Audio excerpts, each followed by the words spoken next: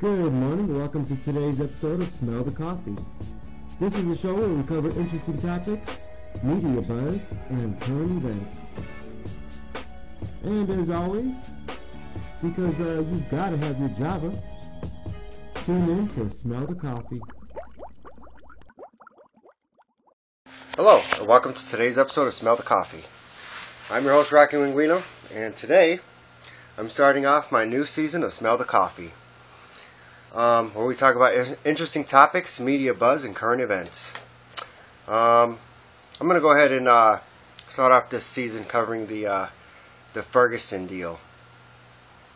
A lot of people are tripping over that Ferguson shit. A lot of people are saying that the cop is guilty, that the cop is innocent, Mike Brown's guilty, Mike Brown's innocent. I'm going to give it to you straight. Officer Wilson had been on the force long enough to know the proper procedures and protocols for dealing with perps on the street. There's a certain set of guidelines and rules that you have to abide by when you're making a stop to a person that's considered armed and dangerous, and it's typically referred to as a felony stop or a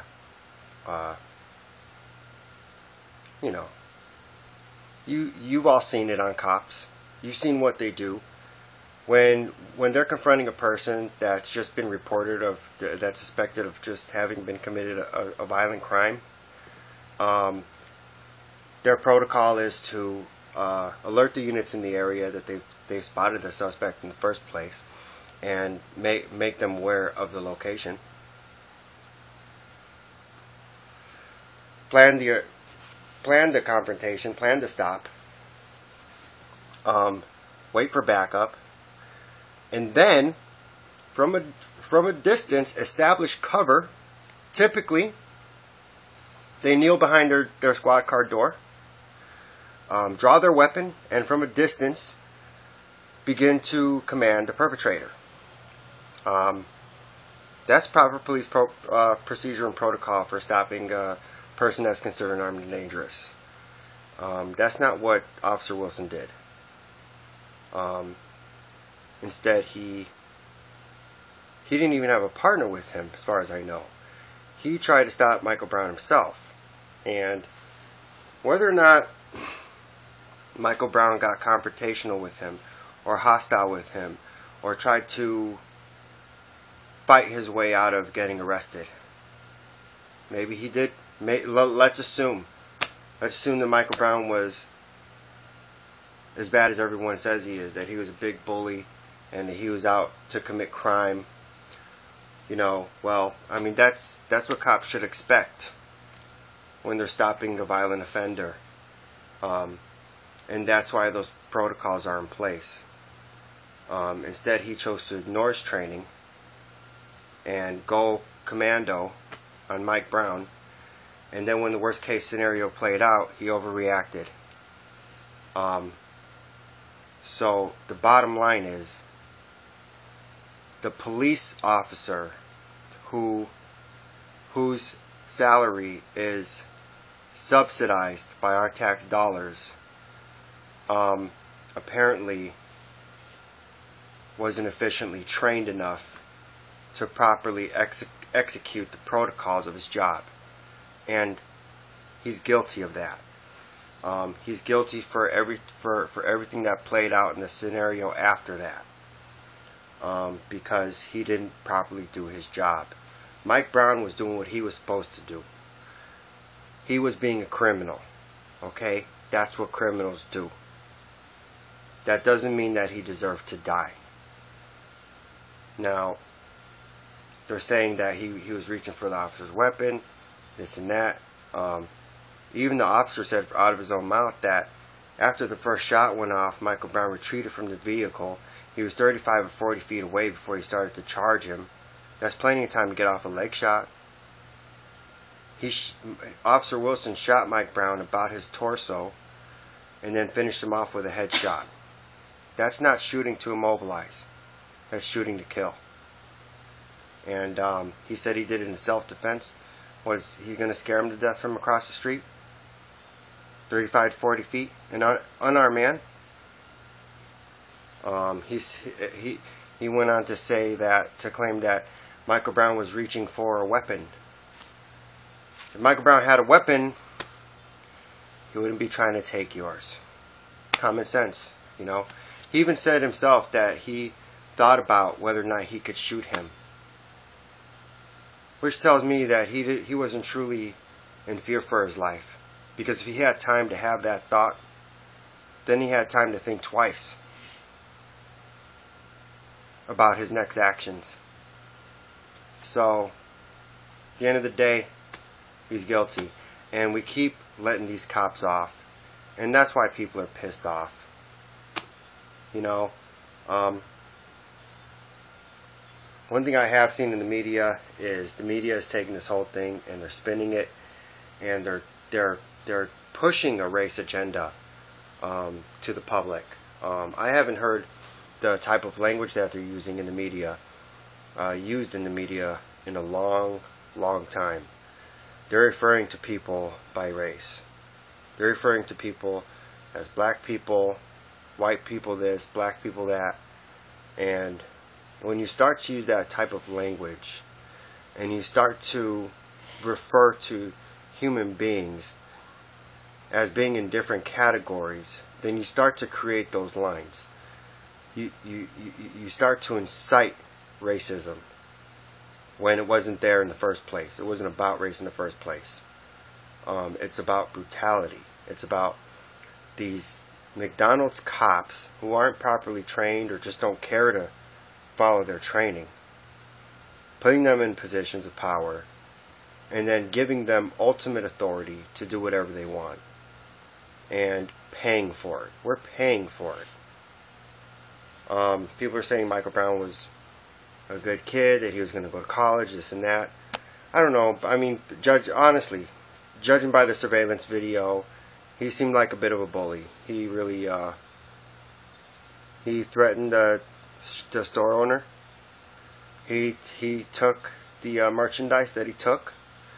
Who knows if he paid for it? I don't know. That wasn't clear based on the video. He might have paid for it for all I know. For all anybody knows. But he did come off a little rough. That doesn't mean he deserved to die. And had the officer been doing his job correctly, Michael Brown wouldn't have been close enough to reach for his gun. The only reason why Michael Brown was close enough to reach for his gun is because Officer Wilson put himself in that position. If you listen to the story, Officer Wilson first approached them while they were walking in the street. He told them to get off the street. He proceeded in his vehicle. The call came over the radio about the store being robbed. He had the upper hand in the situation. He could have left. He could have stopped, pulled over down the block, radioed, called on his radio, alerted the other units that he was in the area. You know, he wasn't going anywhere. He was walking on the street. So, you know, there's a lot to consider there. He had the time to properly execute the procedure for stopping a person that's considered armed and dangerous. And instead, he took it upon himself to pull up when, after he proceeded down the street and the call came over the radio, he remembered seeing the cigarillos in Mike Brown's hands, and he reversed close to Mike Brown and his friend. He backed up and he pulled right up next to him, tried to open the door. It probably ran into Mike Brown. Mike Brown had a reaction, pushed the door back shut. They probably both got a little irritated, who knows? And an altercation ensued. But he shouldn't have been confronting him from his car in the first place. He should have made sure that he had the distance that he needed to safely confront Mike Brown. Period. He put himself right up next to him, and then starts to confront him. And then he gets surprised when a guy that outweighs him in a situation where he's outnumbered, where someone else starts to get the best of him. And I'll tell you what it was. His pride got hurt. He thought he could control the situation by himself, and he couldn't. He lost control of the situation. And his pride got hurt. Mike Brown kicked his butt, hit him in the face a couple times, then ran off, made a fool out of him. He got pissed off and murdered that man. And that's the bottom line. No matter how you want to cut it, the officer was wrong in the situation. Even if Mike Brown was guilty of assaulting him and trying to take his weapon and everything else, Officer Wilson got off a shot. Mike Brown retreated from the vehicle. Officer Wilson was again in a position to take control of the situation. He didn't have to shoot and kill Mike Brown. He didn't. He didn't. Mike Brown didn't have a knife. He didn't have a boomerang. He didn't have nothing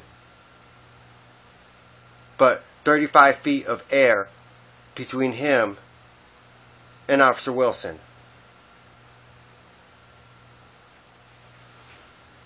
If that ain't murder, I don't know what is.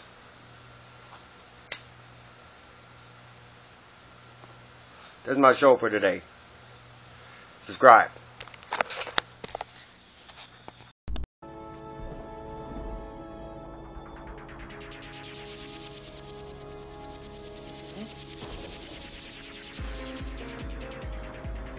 Let me give you one piece of advice.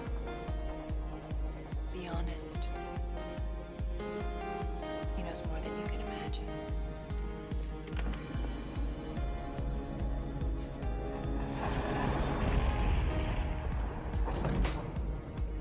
At last. Welcome to you. As you no doubt have guessed, I am Morpheus. It's an honor to meet you. No. The honor is mine. Please, come, sit.